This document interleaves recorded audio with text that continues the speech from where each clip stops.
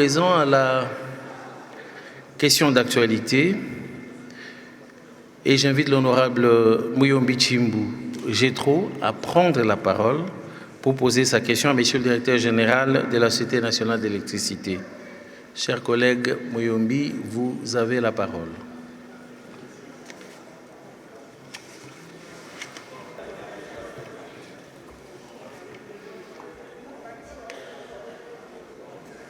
Allez-y, chers collègues. Merci, honorable président, pour la parole.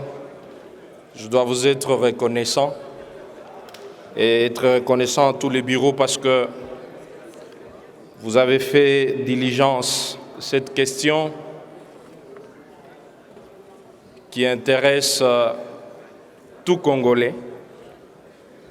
Et même au-delà des Congolais, ceux qui aiment la RDC sont intéressés à cette question de la desserte en électricité.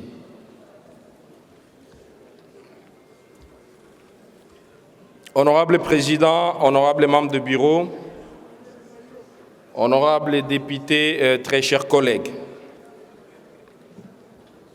j'interviens ici par question d'actualité sur la desserte en énergie électrique en République démocratique du Congo. Je vais lire la question telle qu'elle a été préparée, adressée à Monsieur le Directeur général de la SNEL. Monsieur le Directeur général, j'ai l'honneur de vous adresser la présente au sujet de l'objet émargé et c'est conformément aux dispositions de l'article 191 de notre règlement intérieur. Pour votre gouverne, l'objet de ma question est d'obtenir auprès de vous des éclaircissements sur les coupures, les délestages et le déficit de puissance électrique qu'acquise la Société nationale d'électricité de notre pays pour la ville de Kinshasa, la province du Haut-Katanga, Lualaba et l'ensemble de notre territoire. Conformément à l'article 191 de notre règlement intérieur, je requiers de votre direction générale des éclaircissements sur la situation de desserte en énergie électrique, marquée notamment par des coupures intempestives, des limitations de puissance, les délestages et des blackouts avec un impact direct sur l'économie dans les secteurs miniers et la vie sociale. À ce sujet, veuillez trouver ci-après la quintessence de mon questionnaire, structuré en questions principales et spécifiques. Question principale, vous adressez, Monsieur le Directeur général, dont nous avons besoin que vous puissiez éclairer le peuple congolais, ici représenté par les dignes élus de ce pays. Quelles sont les causes exactes du déficit de puissance et de la mauvaise qualité des fournitures d'électricité en République démocratique du Congo, en particulier à Kinshasa, dans la province du Haut-Katanga, le Lualaba, et partout dans notre pays. Et quelles mesures... Chers collègues, restez sur le texte que vous nous avez soumis. Quelles mesures immédiates et structurantes que la SNEL met-elle en œuvre pour y remédier? Des questions spécifiques. Quelle est à ce jour la puissance installée totale du parc de production en République démocratique du Congo, la puissance réelle disponible en mégabytes et les taux d'indisponibilité avec ventilation par site ou par centrale et par cause.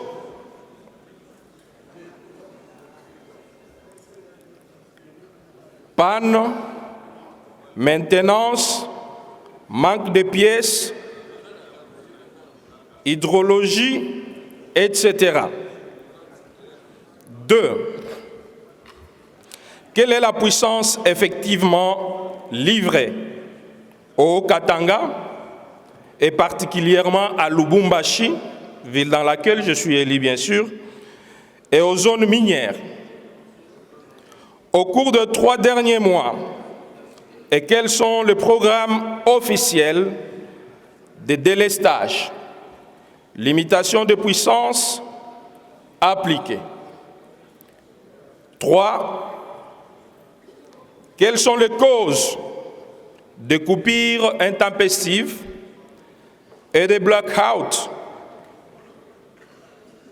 les déclenchements multiples, l'instabilité du réseau, les surcharges, les défauts de transport ou de distribution, et quelle action, Monsieur le Directeur général, correctives urgentes ont été engagées, ou encore les calendriers, les budgets, et qui sont responsables pour ça. 4. La République démocratique du Congo importe-t-elle actuellement de l'électricité, notamment de la Zambie et ou du Congo-Brazza ou d'ailleurs? Si oui, sur quelle quantité en mégawatts? À quel coût, sur quelle durée contractuelle? Et quel territoire ou province en bénéficie? 5. Quels sont à ce jour les engagements contractuels de fourniture d'électricité pris par la Société nationale d'électricité en mégawatts, comparé à la capacité réelle disponible, et quelles mesures internes sont mises en place pour éviter les sursouscriptions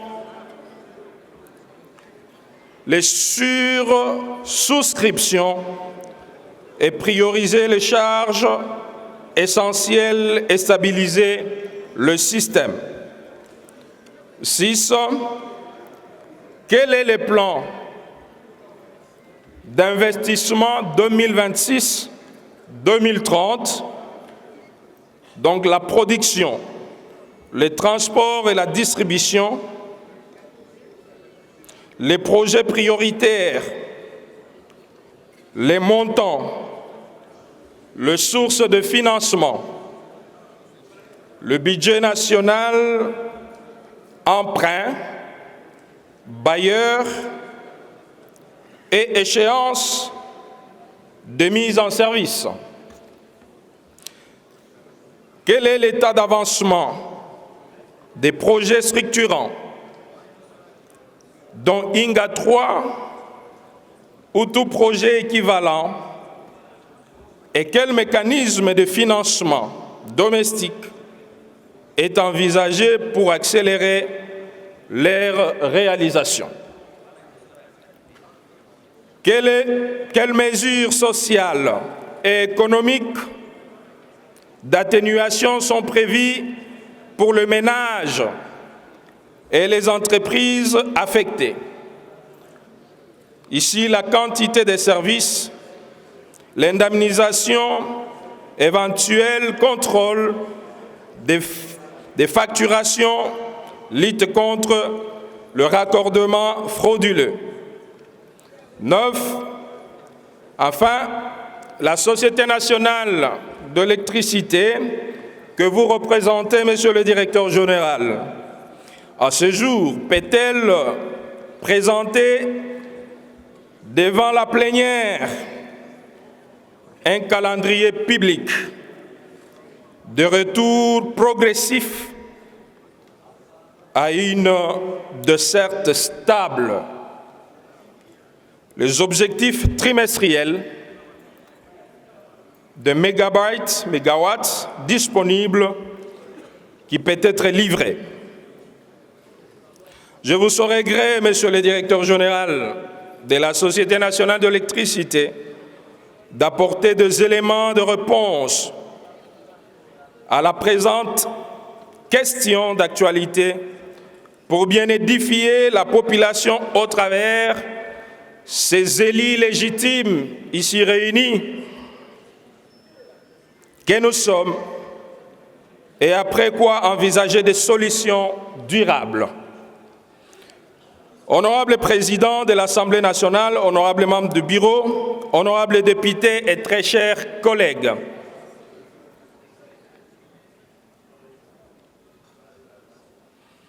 au-delà des éléments de réponse que le directeur général de la Société nationale d'électricité va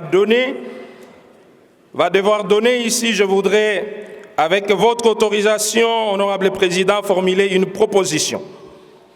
En effet, comme vous le savez, investir dans le secteur d'énergie accroîtrait la production minière, augmenterait ainsi le budget dans les proportions importantes et entraînerait une industrialisation, un développement et une amélioration des conditions socio-économiques de la population. Pour cette raison, je plaide pour la mise en place d'une commission composée des élus du peuple chargée d'accompagner désormais la Société nationale de l'électricité. On peut aussi y ajouter la Régie des eaux, de veiller notamment tolérance, de veiller notamment, collègues, tolérance. Protégez-moi, Président. Tolérance, chers collègues, laissez-le poursuivre. Honorable Président, je plaide donc pour la mise en place d'une commission composée de élus du peuple chargée d'accompagner désormais la Société nationale de l'électricité. On peut aussi y ajouter la Régie des eaux, de veiller notamment au paiement de manière échelonnée de leurs créances qu'elles détiennent sur l'État, de veiller également sur la régularité des allocations budgétaires que le gouvernement est censé effectuer à titre d'investissement. Ceci sera une contribution